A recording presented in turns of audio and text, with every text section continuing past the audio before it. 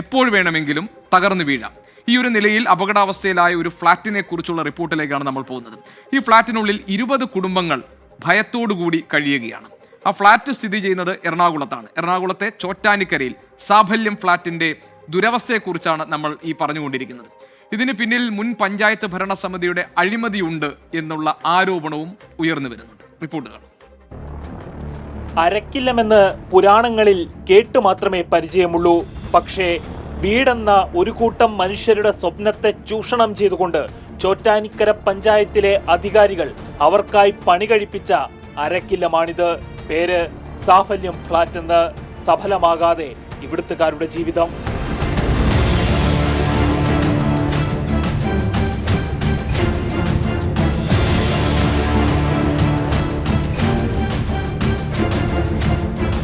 കല്ലും കമ്പിയും ഉണ്ടോ എന്ന് തുറന്നു നോക്കിയാൽ കാണുക ജിപ്സം ബോർഡിന്റെ ദ്രവിച്ച കഷ്ണങ്ങൾ മാത്രമായിരിക്കും.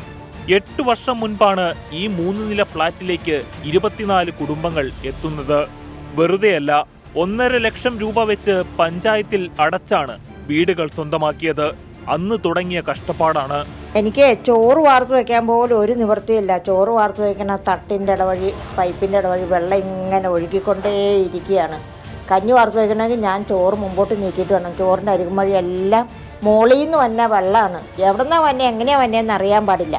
ആ വെള്ളം ഒഴുകി നിറയുമ്പോൾ കൊണ്ടുപോയി മുക്കി പിഴിഞ്ഞ് കളഞ്ഞ് അതിൻ്റെ സൈഡിലാണ് ചോറ് വാർത്ത് വെച്ചിട്ട് തിന്നണേ. വല്ല രോഗം വന്നിട്ടുണ്ടോ, വന്നുണ്ടോ, എങ്ങനെയാണ് എന്താണെന്നൊന്നും അറിയാൻ പാടില്ല. പിന്നെ മേളിൽ നിന്ന് ഭിത്തി കൂടെ കൊലിച്ചിട്ടുണ്ട്. എൻ്റെ കൊച്ചിൻ്റെ തല കണ്ടിച്ചു പോകേണ്ടതായിരുന്നു. മേളിൽ നിന്ന് ഒരു കഷ്ണം വന്ന് വീണിട്ട് ആ ജെല്ലയുടെ അപ്പുറേ വീണത്. ഈ ജെല്ലില്ലെങ്കിൽ എൻ്റെ കൊച്ചിൻ്റെ കഴുത്ത് കണ്ടിച്ചു. 24 വയസ്സ് വരെ ഞാൻ വളർത്തിയത് വെറുതെ ആയി പോയാൽ. ആദ്യമാദ്യമൊക്കെ മഴക്കാലത്ത് മാത്രമേ ചോർച്ചയുണ്ടായിരുന്നുള്ളൂ. പിന്നീട് അടിമുടി ചോർന്നൊലിക്കാൻ തുടങ്ങി. മുകൾ നിലകളിലുള്ളവരുടെ ശൗചാലയങ്ങളിൽ നിന്നും മലിനജലം വരെ താഴെ താമസിക്കുന്നവരുടെ കിടപ്പറയിലും അടുക്കളയിലും ഹാളിലുമൊക്കെയാണ് വന്നു വീഴുന്നത്.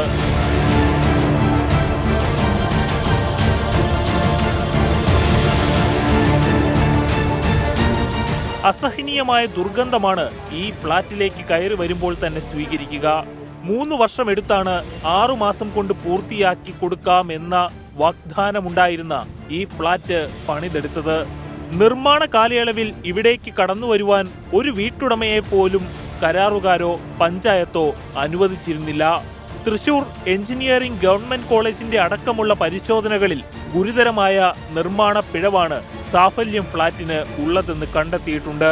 പഞ്ചായത്തിന്റെ ആദ്യ പരിഗണന ഏതു വിധേനയും ഇവർക്ക് സുരക്ഷിതമായ ഭവനം ഒരുക്കുക എന്ന് തന്നെയാണ്. ഇവരെ ഇപ്പോൾ ഏതെങ്കിലും തരത്തിലേക്ക് പുനരുദ്ധരിപ്പിക്കും, സർക്കാരായിട്ട് ആലോചിച്ചിട്ട് പുനരുദ്ധരിപ്പിക്കും. അതിനുശേഷം ലൈഫ് ലിസ്റ്റിലെല്ലാം എടുത്ത് ലൈഫിൽ ഉൾപ്പെടുത്തി ഇവർക്ക് പുതിയ ഫ്ലാറ്റ് സമുച്ചയമായിട്ടോ അതല്ലെങ്കിൽ പുതിയ ഇതുമായിട്ട് ബന്ധപ്പെട്ട് തൃശ്ശൂർ എഞ്ചിനീയറിംഗ് കോളേജിൻ്റെ ഒരു റിപ്പോർട്ട് പഞ്ചായത്ത് ലഭ്യമാക്കിയിട്ടുണ്ട്. അതിൽ ഈ കെട്ടിടം റിസ്റ്റോർ ചെയ്യുന്നത് ബുദ്ധിമുട്ടാണെന്നുള്ള രീതിയിലാണ് അവരുടെ റിപ്പോർട്ട് വന്നിരിക്കുന്നത്. അപ്പോൾ അതുകൊണ്ട് തന്നെ അത് പൊളിച്ചു കളയുകയോ മറ്റേതെങ്കിലും രീതിയിൽ കാര്യങ്ങൾ ചെയ്യണമെന്നുള്ളതാണ് പറഞ്ഞിരിക്കുന്നത്. ഇത് സർക്കാരിൻ്റെ അനുവാദത്തോടു കൂടി ഈ കാര്യത്തിൽ തുടർ നടപടികൾ സ്വീകരിക്കുന്നതായിരിക്കും. പല കുടുംബങ്ങളും ഇതിനോടകം ഫ്ളാറ്റ് വിട്ടൊഴിഞ്ഞുപോയി. വാടകയ്ക്കാണെങ്കിലും സുരക്ഷിതമായി താമസിക്കാമല്ലോ എന്നാണ് അവർ പറയുന്നത്. നിലവിൽ ഫ്ളാറ്റിൽ താമസിക്കുന്നവരെ പുനരധിവസിപ്പിക്കുമെന്ന് പഞ്ചായത്ത് പറയുമ്പോഴും ശാശ്വതമായ പരിഹാരം എന്നുണ്ടാകുമെന്ന ആശങ്കയിലാണിവർ. ചോർന്നും പൊളിഞ്ഞും തകർന്നും ഇങ്ങനെ നിലനിൽക്കുന്ന ഈ ഫ്ളാറ്റിനുള്ളിൽ 280 സ്ക്വയർ ഫീറ്റുകളിലായി ഇവരുടെ ജീവിതങ്ങൾ തുടങ്ങിയിട്ട് 8 വർഷം പിന്നിട്ടു. എന്തുകൊണ്ടാണ് 280 രൂപയുടെ പോലും സംരക്ഷണം ഒരുക്കാൻ നമ്മുടെ അധികാരികൾക്ക് സാധിക്കാത്തത്?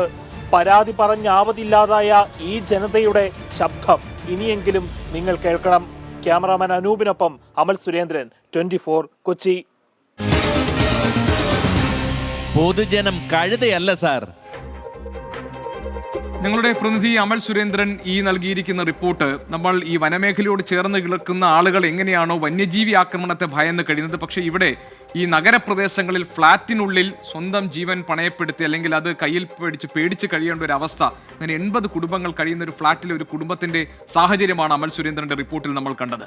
ഇതിലെ നിർമ്മാണ പിഴവുകൾ സംബന്ധിച്ച കാര്യങ്ങളിൽ ആരുടെ ഭാഗത്തു നിന്നാണ് വീഴ്ച, അഴിമതി ആരോപണം ഉയർന്നു വന്നിരിക്കുന്ന സാഹചര്യത്തിൽ ആ കാര്യങ്ങളിലൊക്കെ പരിശോധന ആവശ്യമാണ്. എത്രയോ കുടുംബങ്ങൾ ഈ സ്വന്തം ഫ്ളാറ്റിനേക്കാൾ സുരക്ഷിതം വാടകയ്ക്ക് താമസിക്കുന്നതാണ്, അവിടെ സുരക്ഷിതമായി കഴിയാമല്ലോ എന്ന് കരുതി അവിടെ നിന്ന് മാറിപ്പോയിട്ടുണ്ട്. ഇങ്ങനെ കഴിയുന്ന ആളുകളുടെ ദുരവസ്ഥയുടെ റിപ്പോർട്ടാണ്, നേർചിത്രമാണ് നമ്മൾ ഇപ്പോൾ കണ്ടത്. അതുകൊണ്ട് ഈ പ്രശ്നം ഇൻവെസ്റ്റിഗേറ്റ് ചെയ്യപ്പെടേണ്ടതാണ്, ഇതിൽ അന്വേഷണം ഉണ്ടാകേണ്ടതാണ്, ആരുടെ ഭാഗത്ത് പിഴവ് എന്ന കാര്യങ്ങൾ പരിശോധിക്കപ്പെടേണ്ടതാണ്. ഞാൻ കരുതുന്നത് അമൽ സുരേന്ദ്രൻ ഈ കാര്യത്തിലൊരു ഫോളോ അപ്പ് നടത്തുകയും ഒരുപക്ഷെ പൊതുജനം കഴുതയല്ല സാർ എന്ന ഈ പരിപാടിയുടെ ഇനി വരുന്ന ഏതെങ്കിലും ഒരു എപ്പിസോഡിൽ നമുക്കിതിൻ്റെ തുടർച്ച, ഇതിൽ എന്തൊക്കെ നടപടികൾ സ്വീകരിക്കുന്നുണ്ട്, ഇതിൽ അന്വേഷണം എങ്ങനെ പോകുന്നു എന്ന കാര്യങ്ങളും റിപ്പോർട്ട് ചെയ്യാൻ കഴിയുമെന്നാണ്. ചോർച്ച അസഹനീയമായി, ദുർഗന്ധം തുടങ്ങി സാബല്യം ഫ്ളാറ്റ് നിവാസികൾ അനുഭവിക്കുന്ന ദുരിതങ്ങൾ നേരത്തെ അമൽ സുരേന്ദ്രന്റെ റിപ്പോർട്ടിൽ കണ്ടതുപോലെ ഒരുപാടുണ്ട്. അവർക്ക് എന്താണ് ഈ സാഹചര്യത്തെക്കുറിച്ച്, അവർ കടന്നു പോകുന്ന ഈ ജീവിത സാഹചര്യത്തെക്കുറിച്ചും ഈ ഫ്ളാറ്റിലെ അവരുടെ അനുഭവത്തെക്കുറിച്ചും പറയാനുള്ളത്? അതുകൂടി നമുക്ക് ഈ റിപ്പോർട്ടിനോട് ചേർത്ത് വെച്ച് കാണാം. പാചകം ചെയ്യാൻ മുകളിൽ നിന്നുള്ള വെള്ളം ഇങ്ങനെ ടോയ്ലറ്റിലെ വെള്ളമൊക്കെ താഴോട്ട് പോകുന്നതാണ്. മഴ സമയത്ത് കൂടുതലും തെറിച്ച് അടുപ്പിൽ പാചകം ചെയ്യാൻ പോലും പറ്റില്ല. അതുപോലെ അത് കയറിയാൽ കാണാൻ പറ്റും. അങ്ങനത്തെ അവസ്ഥയാണ്. അപ്പോൾ 6 സ്ലാബ് മഴ എന്നത് വീണപ്പോഴത്തേക്ക് അതൊരു വലിയ പ്രശ്നമായി. ആ വീണ വീടുകളിലെ താഴത്തെ ഒക്കെ ചോർച്ച കൂടി. അല്ലാതെ തന്നെ ഭിത്തി വഴി വെള്ളം ഒഴുകിക്കൊണ്ട് ശൗചാലയത്തിലെ വെള്ളം വരുന്നത്, മഴക്കാലത്തല്ല, ശൗചാലയത്തിലെ വെള്ളം അടുക്കളയിലേക്കൊക്കെ വന്നുകൊണ്ടിരിക്കുകയാണ്.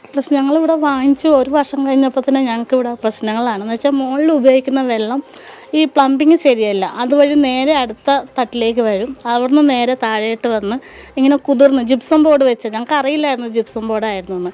ജിപ്സം ബോർഡ് ഇങ്ങനെ കുതിർന്ന് ഒരേ ഉള്ളത് തന്നെ നമുക്ക് നോക്കുമ്പോൾ കാണാം ഇങ്ങനെ പൊടിഞ്ഞിങ്ങനെ വീഴുന്നത്. ഇതൊക്കെ നമ്മൾ പഞ്ചായത്തിൽ പറയും, പക്ഷെ അവർ വന്ന് നോക്കിയിട്ട് ഇതൊന്നും ചെയ്യാൻ പറ്റില്ല, ഇത് മൊത്തത്തിൽ പൊളിച്ച് കഴിഞ്ഞാൽ എന്തെങ്കിലും ചെയ്യാൻ പറ്റുള്ളൂ എന്നാണ് അവർ പറഞ്ഞത്. ഞാൻ എൻ്റെ വീട്ടിലെ ബാത്റൂം ഒന്ന് ഫ്ലഷ് ചെയ്ത് കഴിഞ്ഞാൽ അതിന് താഴത്തുള്ള വീട്ടുകാരുടെ ചിലപ്പോൾ ഏത് അടുക്കളയാണെന്ന് പറയുമ്പോൾ അവരുടെ വീട്ടിലേക്കാണ് ഈ വെള്ളം വന്ന് വീഴുന്നത്. ഏറ്റവും താഴത്തെ ആൾക്കാരെ ഭയങ്കര കഷ്ടമാണ്. കാരണം എല്ലാ ദിവസവും അവർ വന്നിട്ട് ഈ തടക്കലാണ്. ഓരോരുത്തർക്ക് പറഞ്ഞിട്ട് എല്ലാവരും വരാൻ വന്ന് നോക്കി വെച്ചൊക്കെ പോകുമല്ലാണ്ട് ഒന്നും ചെയ്തു തന്നില്ല. അതാണ്.